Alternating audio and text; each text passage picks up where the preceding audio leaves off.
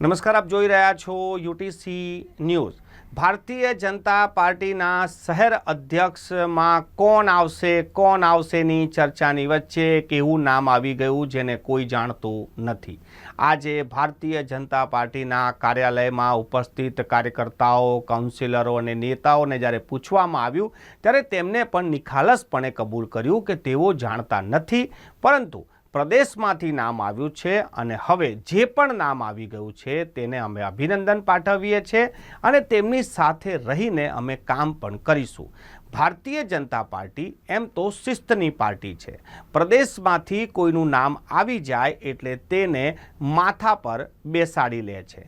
થોડા દિવસ અગાઉ જ ભારતીય જનતા પાર્ટીએ વડોદરાના સાંસદનું નામ જાહેર કર્યું ત્યારે પણ કંઈક એવી જ વાત હતી કે ડૉક્ટર હેમાંગ જોશી મૂળ પોરબંદરના છે, યુનિવર્સિટીમાં તેઓ ભણવા આવ્યા હતા અને આજે તેઓ વડોદરાના સાંસદ છે। વડોદરાની જનતા, વડોદરાનું ભારતીય જનતા પાર્ટીનું કેડર, તમામ એવા લોકો છે કે પાર્ટી એક વખત કહી દે એટલે એ પથ્થર પર લકીર થઈ જાય। આજે પણ કંઈક એવું જ થયું। વડોદરામાં ભારતીય જનતા પાર્ટીના શહેર અધ્યક્ષ કોણ બનશે તેને લઈને ઘણી બધી લોબી શરૂ થઈ ગઈ હતી। એકબીજા પર ખુલ્લામાં આક્ષેપ થઈ રહ્યા હતા। જે તત્કાલીન પ્રમુખ હતા ડૉક્ટર વિજય શાહ, તેમની સામે ભ્રષ્ટાચારના આરોપ લગાવવામાં આવતા હતા અને હવે જ્યારે નવા પ્રમુખ બની ગયા છે ડૉક્ટર જયપ્રકાશ સોની, ત્યારે લોકો અત્યારથી જ કહી રહ્યા છે કે અમને તો કોઈ દિવસ જોયા જ નથી, તમે જોશો કેવી રીતે? તેઓએ તો ગઈકાલે જ રાજીનામું આપ્યું છે અને આજે તેઓ પ્રમુખ બની ગયા છે। ડૉક્ટર જયપ્રકાશ સોની એવા વ્યક્તિ છે જેઓ ભાજપના કાર્યાલયમાં પ્રથમ વખત આવ્યા અને સીધા જ પ્રમુખ બની ગયા। આજે જ્યારે આ પ્રમુખના નામની જાહેરાત માટેની એક સંકલનની બેઠક હતી, આ બેઠકમાં પણ ડૉક્ટર જયપ્રકાશ સોનીને રોકવામાં આવ્યા હતા। તેમને જ્યારે બહાર રોકવામાં આવ્યા ત્યારે અંદર કહેવડાવવામાં આવ્યું કે ડૉક્ટર જયપ્રકાશ સોની બહાર છે, તેમને અંદર લો। ત્યારે તો અંદર લીધા, થોડીક વાર પછી નામ જાહેર થયું ને તે જ હવે શહેરના અધ્યક્ષ બની ગયા। આવું પણ થાય છે વડોદરામાં।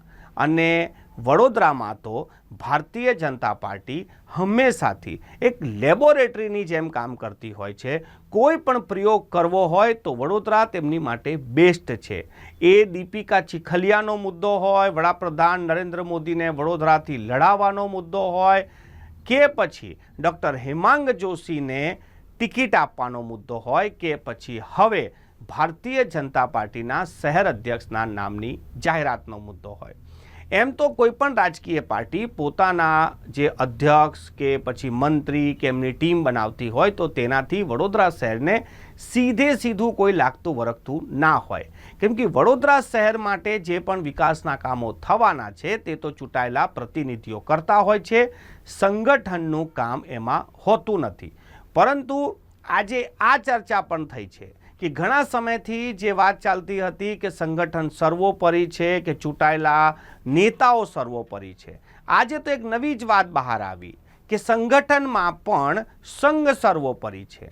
સંઘના કોઈ વ્યક્તિને સીધા જ શહેરના પ્રમુખ બનાવી દેવામાં આવ્યા છે અને તેનાથી હવે એવું લોકો ચર્ચા કરી રહ્યા છે કે ભારતીય જનતા પાર્ટીના રાજમાં સંઘ જ સર્વોપરી છે। સંઘને જે રીતે મહત્વ અપાઈ રહ્યું છે, સંઘના કાર્યકર્તાને જે રીતે આટલો મોટો પદ આપવામાં આવી રહ્યો છે, તેનાથી ભારતીય જનતા પાર્ટીમાં વર્ષોથી જે લોકોએ મહેનત કરી છે, આ પાર્ટીને મોટી કરી છે, આજે તેઓ પણ વિચારી રહ્યા છે કે પાર્ટી તો કોઈનું પણ નામ લે અને તેને પ્રમુખ બનાવી દે છે।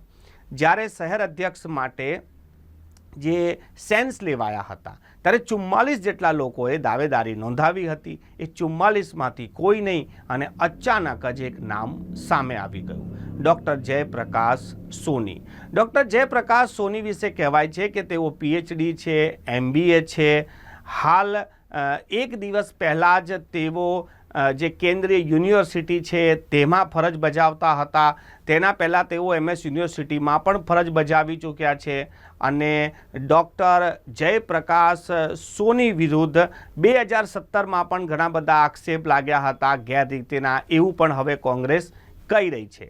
આ મામલે હવે કોંગ્રેસ પણ કૂદી પડી છે અને કોંગ્રેસનું કહેવું છે કે આ મામલે કોંગ્રેસને કોઈ લેવા દેવા નહીં, પરંતુ કોંગ્રેસના નેતા વડોદરાના નાગરિક બનીને ડૉક્ટર જયપ્રકાશ સોની પર આક્ષેપ કરી રહ્યા છે અને પાર્ટીની આ જે પાર્ટીનો જે નિર્ણય છે તેને વખોડી રહ્યા છે। ઘણા બધા બુદ્ધિજીવી વર્ગ એવું પણ કહી રહ્યા છે કે એક તરફ રાજ્યના મુખ્યપ્રધાન જ્યારે વડોદરા આવે છે ત્યારે વડોદરા વિકાસથી પાછળ રહી ગયું છે તેવા ગંભીર આક્ષેપ લાગે છે, પરંતુ વડોદરા શહેરનું જે પ્રતિનિધિત્વ કરે છે તે લોકો જ વડોદરાને જાણતા નથી ને બહારના લોકોને અહીંયા આગળ પ્લેટફોર્મ આપવામાં આવે છે તેવી પણ ચર્ચા આજે કાર્યાલયમાં થઈ છે। કાર્યાલયમાં જે પાયાના કાર્યકર્તાઓ છે તેઓ ખુલીને તો કંઈ નથી બોલતા, પરંતુ અંદર તમામ લોકો સમજે છે કે આ શું થઈ રહ્યું છે।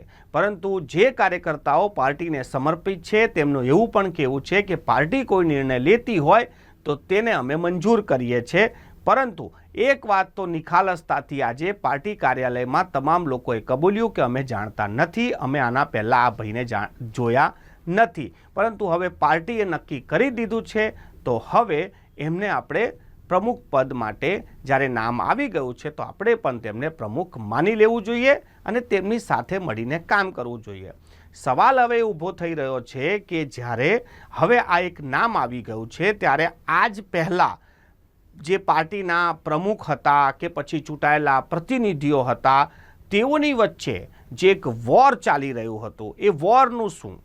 થોડા દિવસ પહેલાં જ પાર્ટીના શહેર અધ્યક્ષને લઈને જે રીતે લોબિંગો શરૂ થઈ હતી, ધારાસભ્યો એક તરફ, પૂર્વ સાંસદ એક તરફ, અને આ બધું જે થયું હતું એનો શું હવે અંત આવશે કે પછી નવેસરથી આ એક નવું જ અંદર જે ખીચડી પાકશે? કેમ કે આ ભારતીય જનતા પાર્ટીમાં કહેવાય તો આ શિસ્તની પાર્ટી છે, પરંતુ અંદર આમાં પણ ખૂબ જ ખેંચતાણ ચાલતી હોય છે। જ્યારે આપણે સવાલ પૂછીએ ત્યારે તેમનું કહેવું હોય છે કે આ તો પરિવાર છે અને પરિવાર મોટો છે, મોટા પરિવારમાં આવું બધું ચાલ્યા કરે, પણ ફાઇનલી તો જે નિર્ણયો વડીલો લઈ લે છે તેને લોકો માની લે છે। આજે ડૉક્ટર જયપ્રકાશ સોનીનો જન્મદિવસ પણ છે અને આ જન્મદિવસ પર પાર્ટીએ તેમને ખૂબ મોટી ગિફ્ટ આપી છે। તેમના જન્મદિવસની જાણ કોઈને બપોર સુદ્ધા નથી, પરંતુ નામ જાહેર થતાની સાથે જ સોશિયલ મીડિયા પર લોકો તેમને શુભકામના આપવા પહોંચી ગયા અને આજે તેમને બે શુભકામનાઓ મળી રહી છે, શહેર પ્રમુખ બનવાની અને જન્મદિવસની।